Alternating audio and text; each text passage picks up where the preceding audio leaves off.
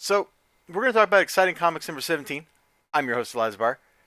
This is also apparently Legacy number 86. Oh, just number 86. Why did you start over at number 1? I don't know. Doesn't really matter. So, this book has several stories in it. Let me see. I don't remember if there was a. Oh, there was a table of contents here. So, Niobe. I've already read this. You can go look at my review of that. I think Larry actually watched that on stream at some point. And you got Nothing Man Part 7. I probably got a review of whichever Nothing Man volume that came out of, so you can go check that out. And just real quick, Nature Man and Fallen Justice, they didn't do a whole lot for me. We're going to just flip over here and let you take a look at them. Like, I like the art here. It's got a... how do I put it? It's got like a old school newspaper comic book kind of quality to it. Like, there's detail there. There's some life to it. I kind of like the art. The story itself, I have no idea what's going on. It didn't do a whole lot for me. And then the other thing with Fallen Justice over here, it really didn't do anything for me. Like, I did not get into this story at all.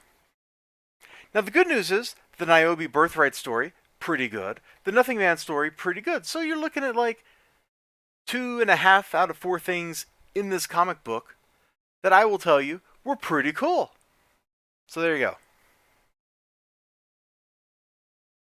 go. The cover has a it's very eye-catching, and if you don't see why, I guess I can point it out to you with my Hell Witch pen that was just laying here because I was cleaning my office. Just kind of like in this general region of the cover.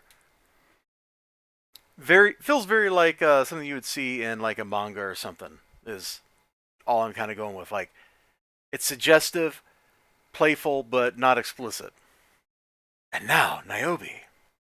So, the reason we're doing this review, and I think we're kind of done with the actual comic book review. Like, it's there. It's a thing. There's some cool stuff. There's some stuff I wasn't into. That's an anthology for you. If you want to buy it for the Niobe story, go for it. If you want to buy it for the Nothing Man story, go for it. You can also get these books, presumably, from the actual creators and not have to get them in this anthology form, which is what I'm going to complain about. The Niobe story does not play well in anthology form. And we start off girl having a baby, you might remember that, and we end off really before anything happens. Like, we get introduced to like the angel character, the conflict is set up, and then that's it. Story's over. Not very satisfying. And like the Nothing Man story, I'm sure I read this, but I don't really remember it. Jeez, that light. I don't really remember it. I don't remember what's going on here. But I remember liking it. I think this is like the bad guys are like sitting around in their lair or something before like the head bad guys returned. Not enough happens in the story. That goes for the Niobe story too.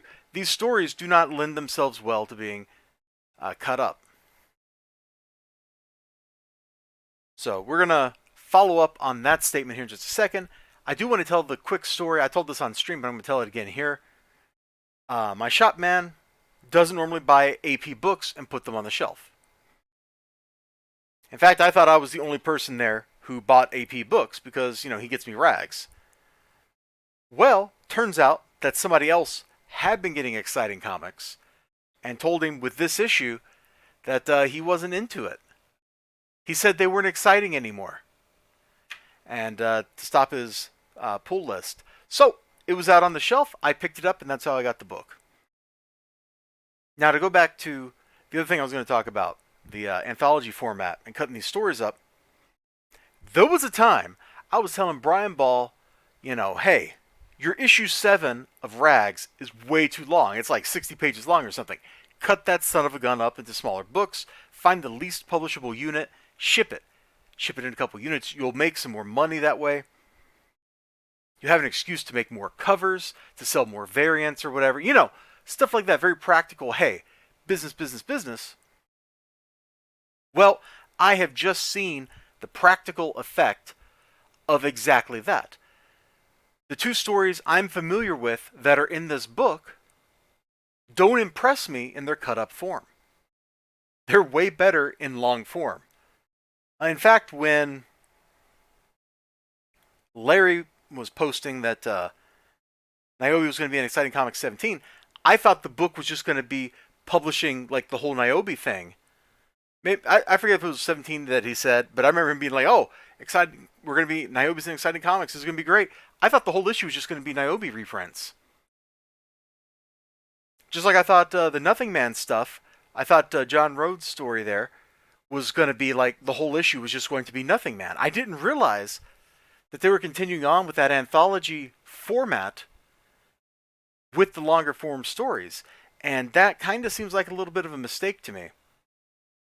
The stories don't really feel like they lend themselves to that. And so, Brian Ball, if you're watching this, and you're probably not, I apologize for telling you to try to cut issue 7 up. It would have ruined it. Nobody would have liked it. So you made absolutely the right call there. And I'm a big enough dude to be like, hey, I was wrong, brother. I shouldn't have advised you that way. In my defense, I'm going to claim ignorance. So there you go. Just talking about Exciting Comics number 17, anthology formats, and making sure that the format your story is published in is a format that complements your story. You all take care of yourselves. You have a great day, great night, great whatever you got going on. Hope to see you again next time. Until then, bye-bye.